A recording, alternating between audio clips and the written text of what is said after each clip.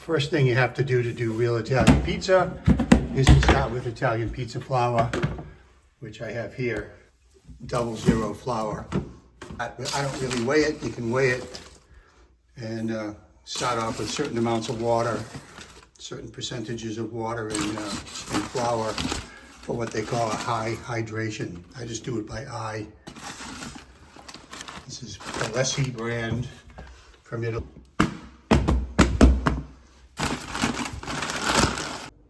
I don't usually, but this time I'll weigh it just for the heck of it. See where we are here. We'll put in here. Why don't we call it 600 grams of flour, and then we'll see how much water it takes to finish that off. And then we're going to use some Red Star yeast, which I pick up at the restaurant supply store, and I just use a little of that. Not too much on the first because we're going to add flour to it later. And then we use the thing here. Let's see, we're at 600. Add some water.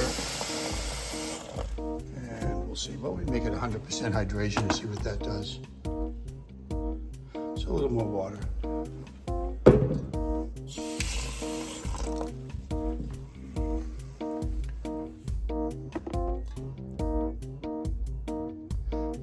So we're close to 100% hydration here. And then we're just going to mix this.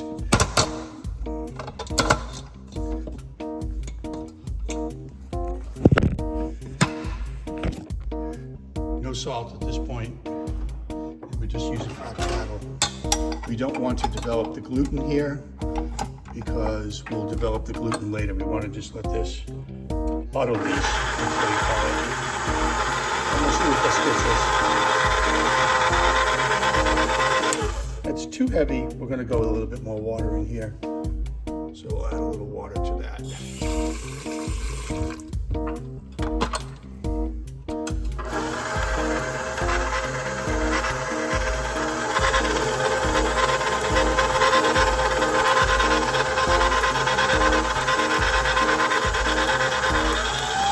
You don't want to run this at too high a speed because you're going to develop the gluten. And I don't want to do that now. So we can scrape the bowl down a little bit. See how well mixed that is down inside. That's good. Now you want to let this have a nice slow fermentation. So I'm going to just put this in the fridge.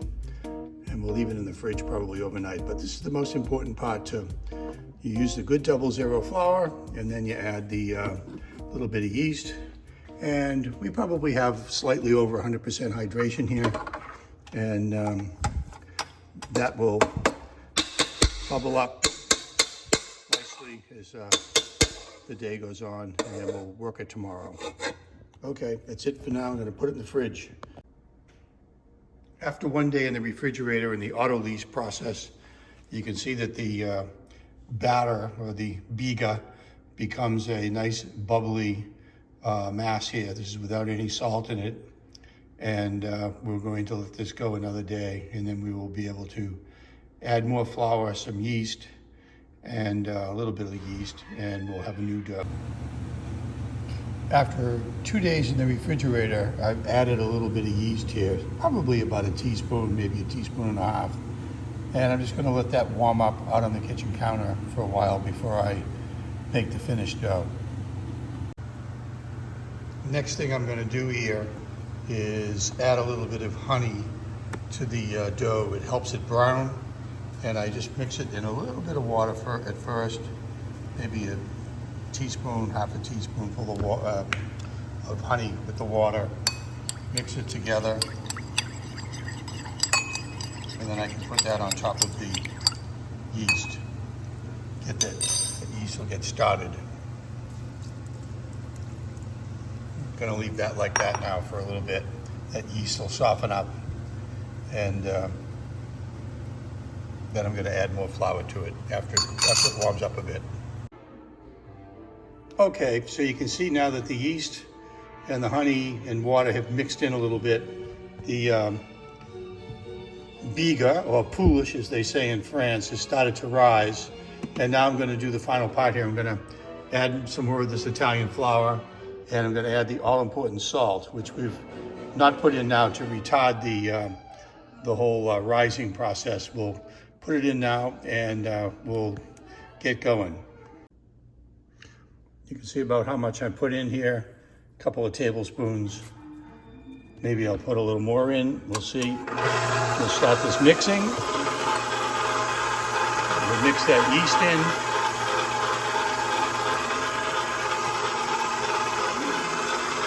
We're gonna add a little more flour and let this knead. We come over here to our Italian 00 flour. Put some in, and we're looking for consistency here. I'm not going to weigh this. I'm just looking for consistency.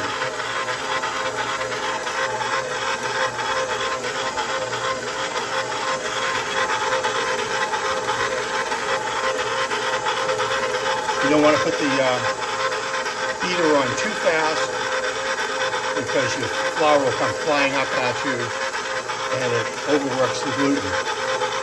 So we're going to let that go for a few minutes. This has been going for about a minute. I'm going to add a little bit more salt. Let that get incorporated in. And we'll check back on it again in another minute or two. Okay, so we're back, and I've let this dough just sit for 5 or 10 minutes, and I'm going to scrape it down to make sure that it gets to the bottom. It's a very important thing to do because these dough hooks don't go all the way down sometimes.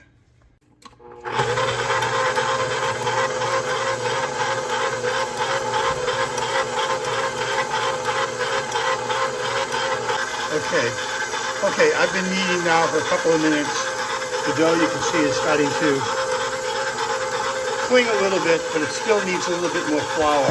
And you don't want to overdo this, but I'm going to add a little bit more flour here. We're looking for about a 70% hydration, which is where the water is about 70% of the weight of the flour. We're probably approaching that now. We were probably at 80% when we started here. You can see that flour slowly getting mixed into the dough, which is what we want. We've gone from a biga to a dough here in the last 5 minutes. I have scraped it down a couple of times here, and I've tried to incorporate all the flour so it has an even consistency. And I'm almost ready to just let it rise. You can see the vibe that it's given us here in terms of its wetness or lack of wetness. It's a dough, and this probably give it about 5 minutes of kneading so that the flour is incorporated. That's what we're shooting for, so that the lumps are kind of out of it. You kind of get a decent consistency. And as we handle it now from here on, we're going to add a little bit more flour, and which will, after the rising, it's going to thicken up some, and a little more flour is going to dry it out a little bit, and I think we should be right where we want to be for a good dough. I've scraped my bowl down, made sure that I'm all the way to the bottom. It's the same consistency. I sprinkled a little bit more flour on it just to get it dry, and you can see here I've pulled some of the edges up into the middle. And I'm going to cover this now, and I'm going to put it in the refrigerator to retard the fermentation because I'm going out for a few hours, and then I'll come back and leave it back out again to finish the rising. So I'll be back. So now I have a scale, my flour, a board, and the dough. And I'm going to take a little flour and push it down the sides of the bowl here. Trying to keep this intact as much as possible and form a big ball. So I have a big ball here, and I'm going to dump it out onto a floured board.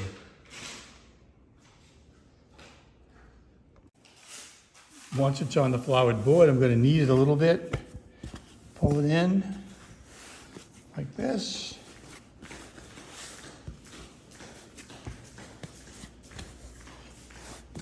And I'm just going to give it a little bit of a kneading here, and then let it rest and warm up a bit. You can see it's a lot firmer now than it was earlier. it's cold, it will go much softer as it gets warmer. But I can cut it into doughs here right now and weigh them up, which is what I'm going to do. So I take my little dough cutter. I'm going to pull off what looks like it's probably going to be about 425 grams.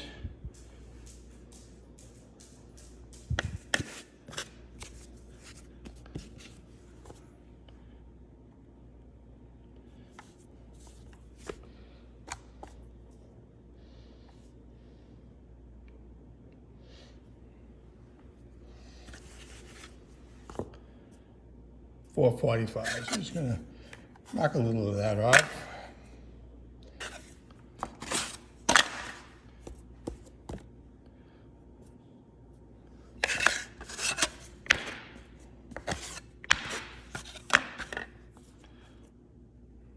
There we go.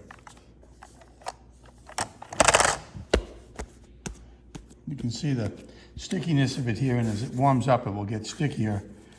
We're just going to form balls here.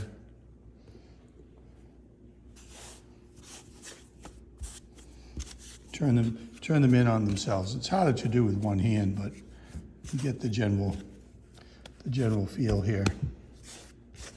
And this looks like I can cut them in half, and I have two more here. Should be about the same weight.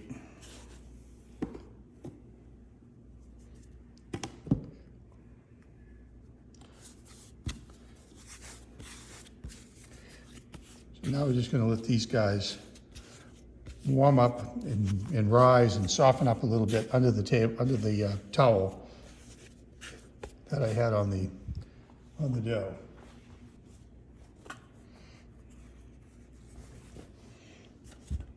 There we go. All right, so we're down to the last things here. We're going to take, you can see the doughs are nicely risen. You can see sticky and wet, which is not surprising. We're going to put some flour on them, and that's going to make a difference. Gather them up a bit, and we're ready to take it over to the board. Now, I just stretch it right out on the peel. I'm going to do it right on the peel here. See, it's very soft. Just going to put it on the peel. Start to stretch it out, and you can see that it's moving easily. Flip it over, moving easily, and then we're going to do it on the back of our hands. And this is nice. This cannot work, but usually it does. We don't want it to tear, and if it doesn't tear, it means that we got nice elasticity, which is a function of the two-day fermentation. The elasticity really comes from the long fermentation. So the fact that this is very moist, you can actually see it glistening, is because it's got a very high hydration, and the nice stretch and the lack of holes is because of the long fermentation. Now we're going to take our San Marzano Italian tomatoes. We're putting these on. We're going to do this quickly because this pizza can stick to the board. If you hang around too long, the pizza will be stuck to the board, which is incredibly embarrassing, especially if you have guests or if you're filming a video. So putting the tomato on, and then we want to have some cheese. So we're going to put some cheese on. I don't really have enough cheese here, so I'm going to break some pieces of cheese off to add some more cheese to it. I'm not satisfied with the amount of cheese that's grated. And you can do fresh mozzarella. This happens to be regular mozzarella. I have some fresh, but I'm not going to use that tonight. And then I'm going to put on a lot of basil, because I like. See what we get. So there's the pizza ready to go in the oven.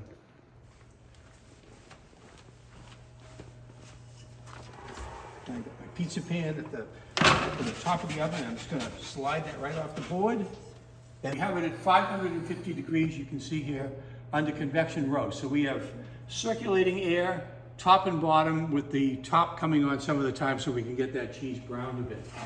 So 8 minutes, we'll take a look at it. It may take 9, but it should be pretty well done in 8. Induction roast at 550 for about 8 minutes. And that looks like it's probably pretty close to what I'm looking for here. Let me just, yeah, that looks good. A little brown underneath. And I think you'd have to say that looks pretty nice. What I was shooting for. And then we're going to put a little olive oil on it. You always want to put the olive oil on after you've cooked it because the olive oil tastes fresher when it's going on cold rather than being cooked on there. A lot of people would put olive oil on ahead of time. I don't want to do that. I want to put it on now. You see those, all those pieces of basil cooked up kind of nicely there for me. So here we go. So we got a extra virgin olive oil on there. Now I've got my nice Pro pizza cutter, which really helps. So it's cut, and I want to I use a nice fish spatula to serve it, and that should be pretty good.